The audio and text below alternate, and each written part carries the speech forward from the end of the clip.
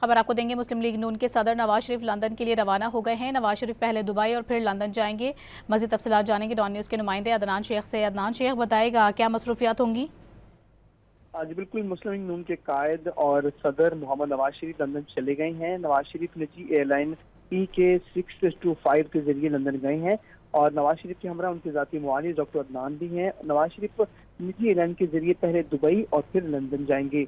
Nawaz Sharif London में क़याम के दौरान अपना मामूल का तिब्बी मुआयना भी करवाएंगे। इससे कबल जो है कुछ रोज कबल नवाज शरीफ ने Punjab institute of neuro sciences में भी अपना चेकअप करवाया था और नवाज शरीफ का जो लंदन में क़याम है वह तकरीबन 2 हफ्ते तक हो सकता है।